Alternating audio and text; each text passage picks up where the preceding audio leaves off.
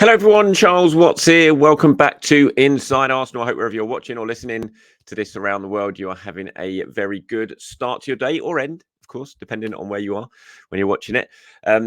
Wednesday, of course, halfway through the week, as we head towards Sunday's game at West Ham. Arsenal looking to back up that victory against Liverpool, looking to make it 4 wins in a row in the Premier League. Huge game, which we will talk about a little bit later on in the show, because plenty of you have been getting in touch discussing who you would like to see start that game against the Hammers. So we'll talk about that. We've got lots of other questions and comments from you guys getting involved, discussing what I was talking about yesterday in terms of Jorginho's future, Tomiyasu's contract. We'll look at Thomas Partey's fitness as he attempts to get himself fit for the second half of the season for Arsenal.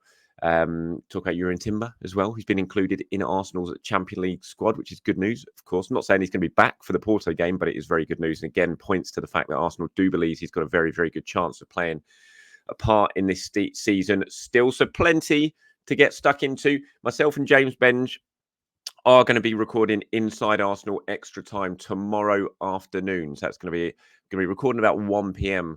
tomorrow. So you've got about 24 hours or so to get your questions in for that. If you want to be involved in Inside Arsenal Extra Time this week, then do the usual stuff. Go below into the comments if you're watching this on YouTube. Reply with extra time at the start, and then your opinion, question, comment, whatever you want us to discuss, put it there. I'll collect some of them together, and once again, myself and James will spend a good chunk of tomorrow's show going over what you guys have had to say. Okay, let's start today's show. So we will start with Thomas Partey, who of course missed the game against, well, he missed the last couple of games against Nottingham Forest and against Liverpool.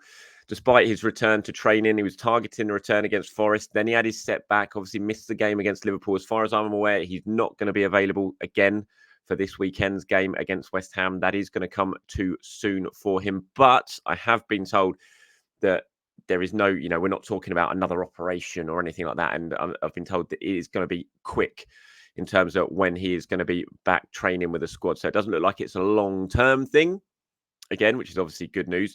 Arsenal are trying to assess. Mikel said in his press conference last week that they're not sure if it's going to be days or if it's going to be weeks, if it's going to turn into another long-term thing. But my understanding at the moment, anyway, fingers crossed, is that the signs are that it is going to be a relatively short thing. And they're just taking a little bit easy with him. And then he's going to be back training. And hopefully he will be able to come back into this team and play a part, because he's still got a huge part to play. I know it's frustrating. I can see the comments from you guys, especially after the latest setback. Get rid of him. Get rid of him. We can't rely on him. Well, I fully understand it is obviously very frustrating. Whatever happens in the summer happens in the summer. But if Arsenal can get him back fit and he can play a part in the next 15 games or so, especially in the Champions League as well, it's just going to make them stronger. There's no doubt about it. As well as Jorginho played at the weekend, and he did. He was fantastic. You want Thomas Partey fit if he's available. And if he's available, you're going to play him because he's that good and he makes Arsenal that much better. So fingers crossed we do get to see Thomas play some part in this season. Like I said, certainly from my understanding of this latest injury setback, is the signs right now are that it is just a small-term thing and it's not a long-term thing. And hopefully that does stay the same. But let me know your thoughts on it, of course, in the comments below, what you want to see from Thomas Partey when he comes back. Do you think he walks into this side now? Do you think Arsenal need to move on from Thomas Partey? Is it even worth playing him when he comes back?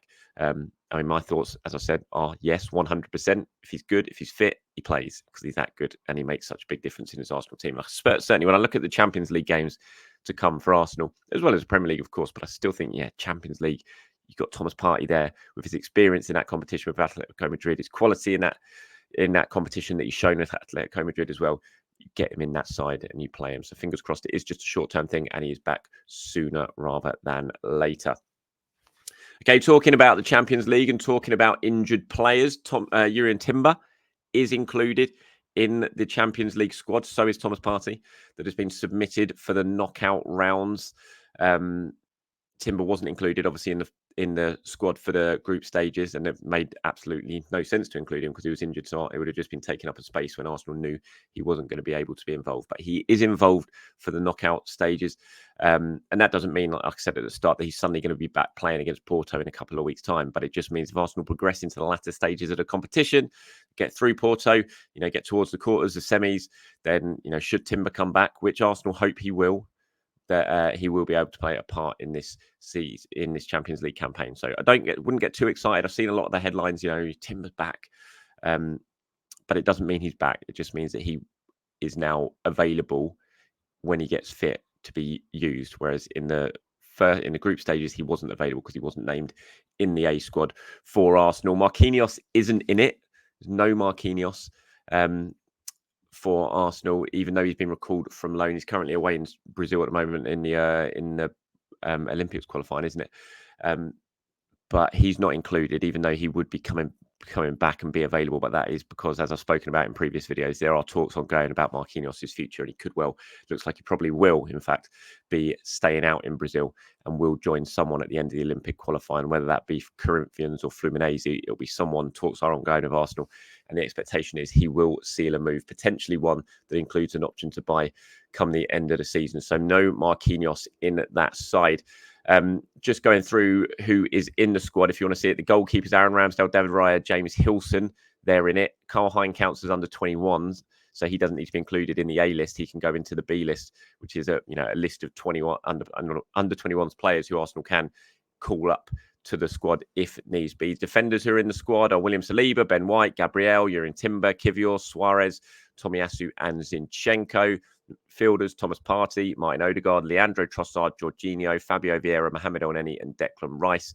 And then the forwards who are named: Bukayo Saka, Gabriel Jesus, Emil Smith-Rowe, Gabriel Martinelli, Eddie Nketiah, Reece Nelson and Kai Havertz. So that's Arsenal's A list for the Champions League knockout rounds. Like I said, there is a B list there, which all the under-21s players like, Wanyeri, Walters, Koji Dubry, Lewis Skelly, all those sort of players who have sort of been there and in and around it, they can go on that and they can be called up and included in the squad. So let me know your thoughts on that. Talking about your thoughts, let's move on to some of what you guys have been having to say in the last 24 hours or so. Lots of you getting in touch about Takehiro Tomiyasu. And yesterday when I talked about his new contract, which isn't signed yet, but my understanding is very close to being done and Arsenal expect it to happen. And everyone's very, very happy with that deal. Surprisingly, I was talking yesterday's show and thought I can't imagine anyone's going to be, not happy with this or not questioning the fact Arsenal are giving Tomiyasu a contract. But as is the way in football, there are a couple of people. Wayne here's one, and Neat and Cleats is another. Wayne says Tommy's injury history should be considered. Agree with his contributions of what he covers, but we have sufficient injury-prone players, including Partey, Jesus, Zinchenko, ESR. Did I miss anyone? Yes, an injury concerns me. And Neat and Cleats kind of agrees. Says you can't imagine that Tommy's injury history would concern us. I think you've got your rose-coloured glasses on a bit for this one. Tommy's missed nearly every big stretch we've had. When we needed him to deputise, most recently the end of 2023. I love Tommy's game and versatility, but his injury record is very worrying. I can't imagine he's going to get huge wages or a super lengthy contract, but we'll see. I think he'll get decent wages. I mean, he's probably not going to get huge, all things considered, when you compare him to some of the players, but I think he'll get decent wages, which reflect his importance in this squad and in the team. And I imagine it'll be a 4-year deal. I'm not sure 100% yet, but I think it will go through till 2028. Potentially with an option, but we shall wait and see on that. But yeah, I mean, look, I get it. The injury record with Tomiyasu is something that is always in your back of your mind with him. But even having said that, and I do take your point, he has missed some crucial games like last season, but that was a freak injury. That could have happened to anyone. That wasn't because of a muscle injury or something like that. That was just because of a really, really unlucky moment when he twisted his knee against Sporting Lisbon. But injuries aside, I still think it's an absolute just must when it comes to getting him to sign a new contract because of how good he is, because of the positions he can play, the versatility he can offer. Yes, the injury is a little thing to take into account, but I don't think that clouds this deal. I think it's a very good deal and it's a very worthwhile one for Arsenal. Franny Licious 5650 says Tommy would have been first choice right back for the season had he not got injured. Just when he was finding his form, we always look more solid when he's part of the back four. And he's going to be a valuable part of the squad moving forward. And Royal Stad there says, I'll never forget how Tommy played when he first came in. He was like a wall in man-to-man coverage. He was setting records for one-on-one defensive wins. And I couldn't believe it when the changes, Saliba pushing White out to right back, blocked him out of the team. He's an amazing player and he's also playing well with Saka overlapping and doing it well. Yes, give him a fine new contract. Yeah, look, I agree 100%. I'm not sure Tommy would have been first choice right back, I have to say. I still think Ben White would still be first choice. I think at the moment it's more likely that Tomiyasu will be first choice left back in placing Zinchenko. In fact, I think before he got his injury, before he went off to the Asian Cup, I think he probably was definitely first choice left back. He would have played against Liverpool, for example. I have no doubt in my mind. You pick and choose your games, obviously, and I think that the quality of Arsenal's options defensively allows them to do that. And you can play Tomiyasu in one game, you can play Zinchenko in another game, depending on how you want tactically to set up. I do think, though, in the bottom one there from Royal Stad, he was brilliant when he first came in, but I think White is, I'd be playing White over Tomiyasu. I have to say down that right hand side. I think White has struggled a little bit with his injuries carried this season, but I thought he was certainly back to his best at the weekend. And in fact, he's looked decent ever since Arsenal got back from Dubai. Looks fit again, which is a really good thing. And you talk about the kind of options that Arsenal have. The Limey here says if we sign Tommy, which is a must, then as well as him, we have White, Saliba, Gabriel, Zinchenko, Kivior, Timber, and Walters. Do we still need another defender in the summer? I don't think we do. It's an interesting one. I mean, it's a really solid defensive options that Arsenal have when everyone's fit and available. James Benjamin was talking about it in last week's Inside Arsenal Extra Time, saying, there's very few squads in world football that can have the defensive quality that Arsenal do when everyone's fit and available. And the versatility you have there with White, White can play right back, centre back. Saliba can play right back if needed. Gabriel, very much centre back.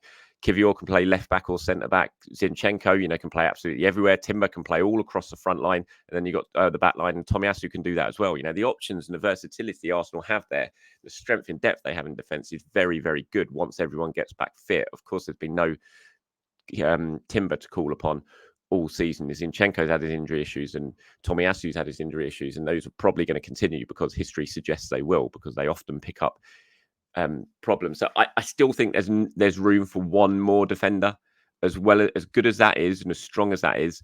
I think you always need, everywhere in every squad, don't you? You always want one more.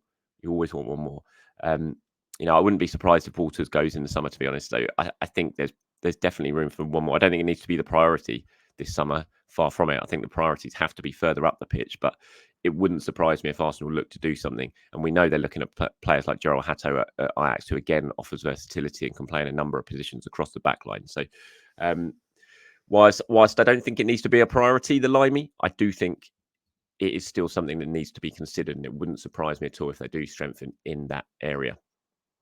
Right, moving on to Jorginho now, and what I was talking about yesterday in terms of his future and how I believe that Arsenal really, really should take up this option and keep him for another 12 months. I think it's a no-brainer, really. The Limey, again, getting in touch, saying taking up Jorginho's one-year extension is a no-brainer. He's not lost his pace because he never had any. True. His qualities are his passing, his positional sense, his game management, and his leadership.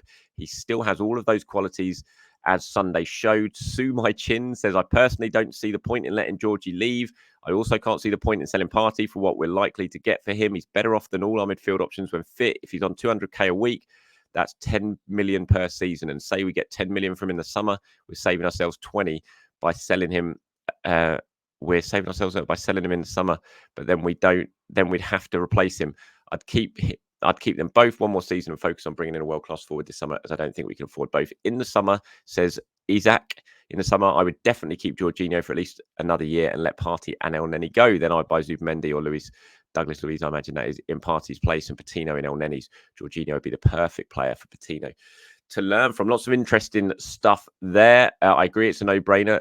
Limey, Sue My Chin, I think the Partey stuff is very, very interesting there. As I said, I wouldn't be surprised if Arsenal sell Partey if a good bid comes in. But I have to admit, I kind of agree with you. If a decent bid doesn't come in for Thomas Partey, and Arsenal asked, and one didn't come in last summer, and I think it might be difficult this summer because of the injury issues he's had again this season, clubs are going to look at that and think, are we really going to pay that sort of money for a guy on that sort of wages who his injury record is pretty terrible and has barely played for a year? It might be difficult. And if that is the case, then yeah, I'd probably keep him, just let him see out his contract. I don't think I'd give him a new contract. In fact, I wouldn't give him a new contract. Just because it just doesn't really make any business sense to, given his injury record. But I'd keep him for next season if a decent bid doesn't come in, and because he's still clearly, when he's fit, got absolutely huge amounts to offer this Arsenal team. So yeah, I wouldn't be rushing Partey out the door by any means unless a decent offer did come in for him. Down there, Isaac, Jorginho would be the perfect player for Patino to learn from. I have to admit, I think Patino's going to go in the summer. I'll be very surprised if Patino's still at Arsenal for the final year of his contract next summer, but we shall wait and see. I agree, Zubimendi, someone like that would be an exceptional addition come the summer. It won't be an easy one to do, given the interest in him from elsewhere and given how the emotional ties he has to Sociedad. We don't even know if he's desperate to leave come the summer. So it might be a difficult one to do. Douglas Luiz, a player that Arsenal like, but he's going to cost huge amounts of money, and there will be strong interest in him from elsewhere as well. So it's not easy to do those type of deals, but they're going to sign someone. I'm absolutely sure of it when it comes to midfielder, and they will spend pretty big money, I would imagine, to do that. Moving on to the West Ham game this weekend. Huge match for Arsenal. Absolutely huge. Theo here says, I would not start Jorginho against West Ham. Appreciate what you said about West Ham attackers, but in the reverse fixture, Moisey parked the bus at 1-1 and looked to only score from set pieces and corners, which they did. It was 1-0, you mean, not 1-1. Arsenal didn't score that game. West Ham is one of the teams you must kill off quickly and efficiently. I would start with an extra attacker unless, of course, Partey is fit. Mr. Voicemail Guy says, hi, Charles, unpopular opinion, but I agree with you in choosing ESR to start against West Ham. The Hammers will certainly play a low block and nullify our efforts of getting the forwards involved in play. So perhaps having ESR there to pick up the ball, carry it, make runs into the pockets is the solution.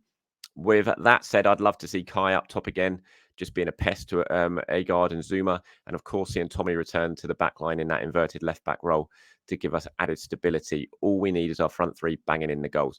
Interesting. Yeah, I said yesterday, I think I was sort of veering towards the bringing Smith Rowe back into the side for this game because of the way West Ham are probably going to set up. I feel like an extra attacker could well be important because of how West Ham could potentially operate.